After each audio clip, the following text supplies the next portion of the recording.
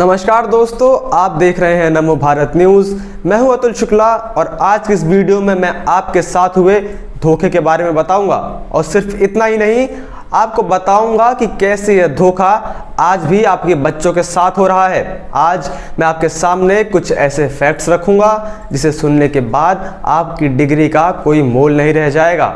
आखिर शिक्षा से जुड़ी क्या है यह बड़ी खबर, जानने के लिए यह वीडियो पूरा अंत तक देखते रहिए।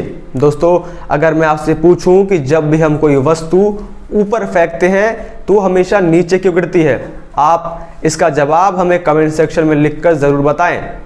और अगर आपको यह वीडियो पसंद आए तो आप इसे लाइक और शेयर करना मत भूलिएगा।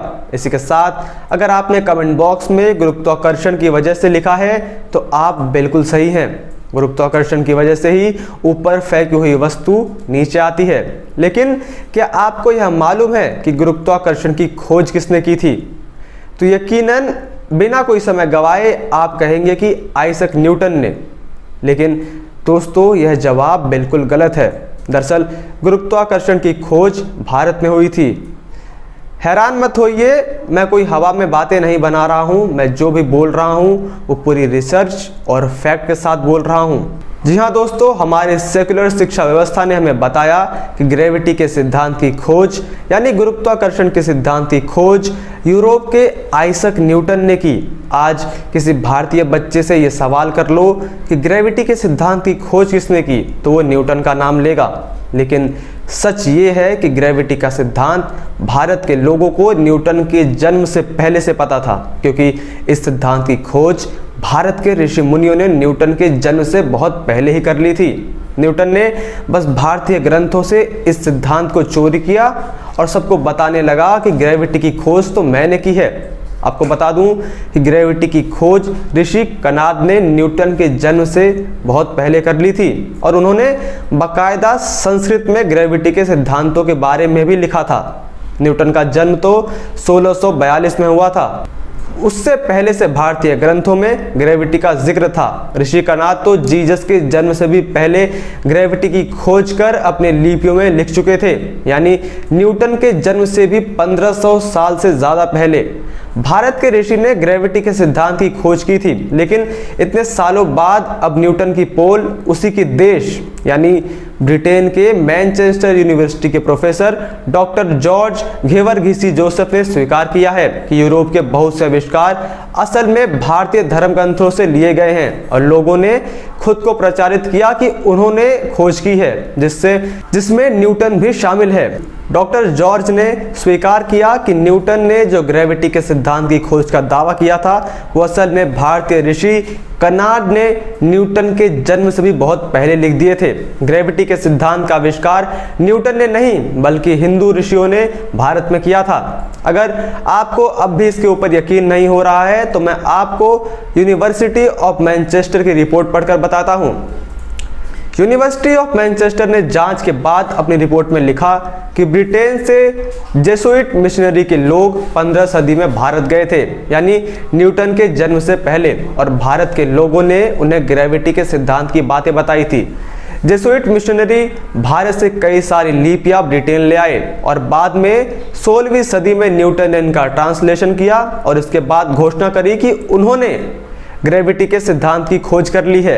मैनचेस्टर यूनिवर्सिटी ने अपने रिपोर्ट में आगे जिक्र किया कि जेसुइट मिशनरी भारत से बहुत सी लिपियां लेकर आई थी और यूरोप में उन्हीं लिपियों का ट्रांसलेशन बहुत से लोगों ने किया और कई सारे आविष्कारों का दावा भी किया। अनेकों आविष्कार जिनका दावा यूरोप में किया गया वो असल में भारत में पहले से ही खोज कर ली गई थी और न्यूटन के अलावा कई और लोगों ने इसी तरीके की चोरियां करी। ग्रेविटी के सिद्धांत की खोज का श्रेय भारतीय ऋषि कनाड को जाता है, ना कि न्यूटन को। लेकिन हमारे देश की विडंबना यह है कि हम इस बात को स्वीकार नहीं कर सकते। इस रिपोर्ट के प्रकाशन के बाद भी लोग इस बात को नहीं मानेंगे। इतने सालों तक अंग्रेजों ने हम पर राज किया और हम 1947 में आज़ाद तो हो गए। आज़ादी के इतने साल हो गए लेकिन हम आज़ाद होकर भी आज़ाद नहीं हैं। हमारा दिमाग आज भी पश्चिम सभ्यता की गुलाम है। अंग्रेजों का कोई भी कार्य या कहे पर हम झट से यकीन कर लेते हैं। वहीं जब ऋषि कनाड जैसे लोगों पर भरोसा करने की बात आती है तो हम अपना पल्ला झाड़ लेते हैं। इतना ही नहीं, विज्ञान के बहुत बड़े महारथी कहे जाने वाले आइंस्टाइन भी इस चोरी से पीछे नहीं हैं। जी हाँ दोस्तों, आइंस्टाइन, जिन्हें लॉस ऑफ मोशन का पिता माना जाता है, उन्होंने भी ऋषि कनार्ड के खोज को अपना बताकर विश्व भर में नाम कमा लिया। कनार्ड ने बहुत पहले ही मोशन के नियमों की खोज कर ली थी।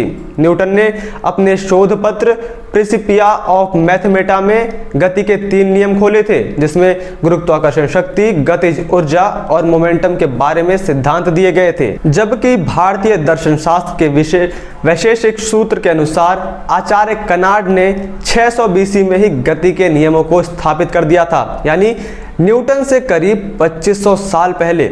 ऐसे में स्पष्ट है कि गति के सिद्धांत के जनक न्यूटन नहीं बल्कि कणाद थे।